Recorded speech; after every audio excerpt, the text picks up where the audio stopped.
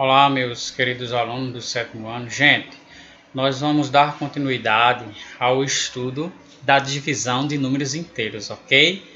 Então, nós vamos a uma segunda parte desse estudo. Nós vamos aprender sobre algumas situações, problemas com números inteiros, ok? Tá certo?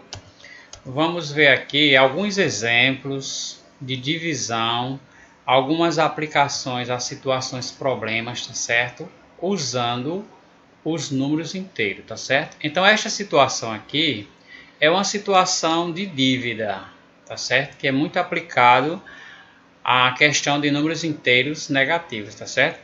Aí nós temos aí neste exemplo, imagine que sua mãe vai comprar uma TV e vai pagar em 10 prestações de R$ 120, ok? Considerando que trata-se de uma dívida de menos 120, por isso que colocamos aí menos 120, sinal de menos, porque representa uma dívida, tá certo? Então vamos ver como fica essa situação. O valor total que ela vai pagar, tá certo? Aí vocês aí, vamos ver aí qual seria a alternativa, tá certo?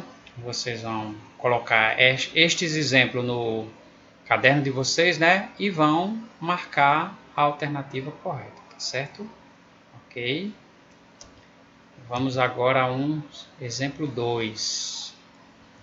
No exemplo 2, nós temos um exemplo de divisão de um número inteiro positivo. O número aqui, ó, dividiu-se mais 36 por um número inteiro.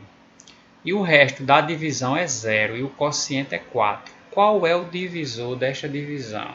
Então, vamos ver aqui, nós temos 4 alternativas para escolher, tá certo? A alternativa correta. A pergunta é, qual é o divisor? Veja só, dividiu-se 36 por um número inteiro.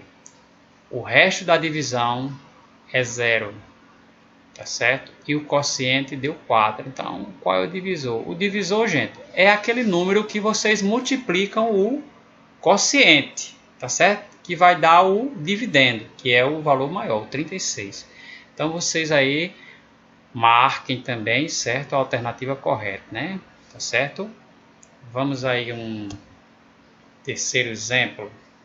Olha, no terceiro exemplo, temos mais uma situação, um problema, agora em relação a banco, tá certo? Que os números inteiros também se aplicam a questões bancárias, de saldo, seja este saldo positivo, seja negativo, tá certo? Então é muito aplicado nas situações financeiras de banco. Veja o problema. Pedro tinha em sua conta um saldo bancário de R$ 400. Ele efetuou 3 compras com o cartão de débito nos valores de, a primeira compra ele gastou no cartão R$ 200. Na segunda compra ele gastou mais R$ 150 e na terceira ele gastou R$ 100. Então a pergunta é, qual é o novo saldo bancário de Pedro? Se esse saldo é R$ 450 positivo, se esse saldo é R$ 250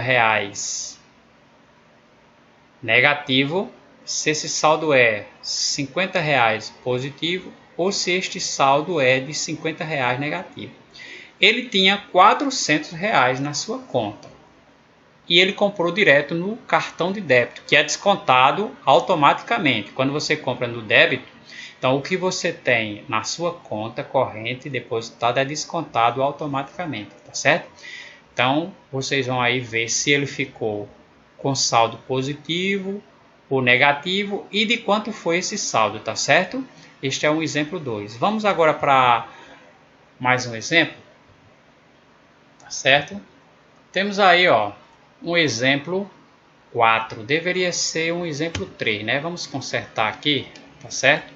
Vamos consertar aqui para a gente não fazer errado. Tivemos o exemplo 1, que foi o exemplo da TV, né? Foi dividido em 10 prestações, tá certo?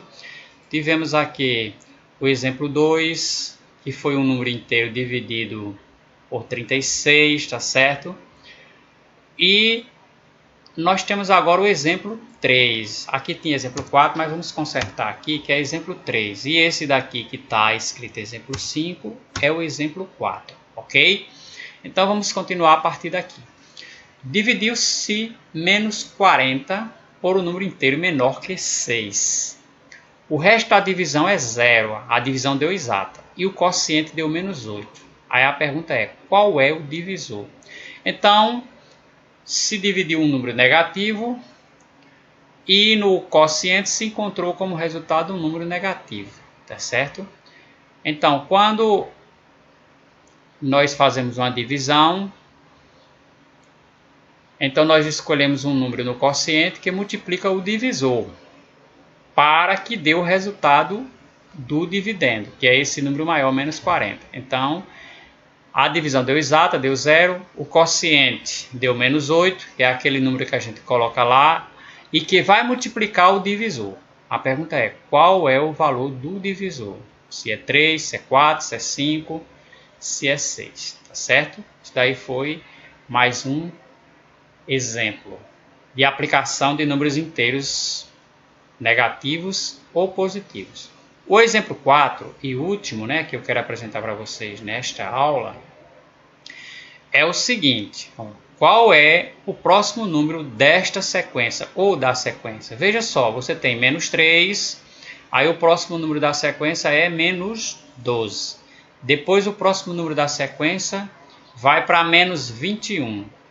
Depois o próximo número da sequência, vamos colocar um sinalzinho que faltou, vai para menos 30, tá certo? Então a pergunta é, qual é o próximo número que vem depois do menos 30, tá certo?